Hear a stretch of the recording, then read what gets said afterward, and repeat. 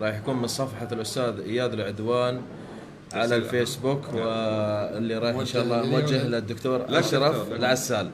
أنا حرية من المغرب، حلمت أني شفت نفسي في عرفة وشفت اسم الله مكتوب في السماء وأقول الله أكبر الله أكبر، بعدين شفت مكتوب في السماء وأقول لا إله إلا الله. متزوجة وعندي 3 أولاد. تفضل يا دكتور. ما شاء الله الحلقة واخدة صفة الكلام عن الحج والعمرة وعرفة. إن شاء الله ترزقي بإذن الله صدقة رؤياك بإذن الله تعالى، أولا بالأمن والأمان في حياتك، أو يتم الله لك أمر تمني إتمامه وأتم الحج والعمرة لله.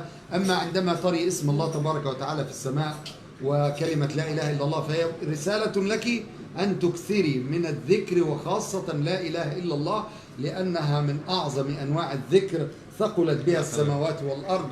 قال موسى عليه السلام يوما لربي يا رب علمني شيئا أذكرك به. قال يا موسى قل لا إله إلا الله. قال يا رب كل الناس يقولون لا إله إلا الله، فعلمني شيئا أختص به في ذكرك. قال يا موسى قل لا إله إلا الله.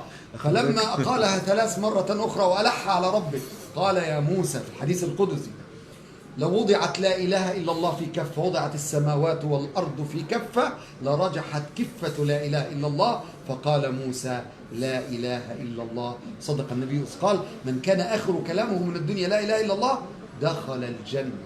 فأنت أكثري من الذكر داود بالذات، لأنه في المنام كمان دليل على الإخلاص والتوحيد لصاحب الرؤية. فاعلم أنه لا إله إلا الله واستغفر لذنبك. صدق الله.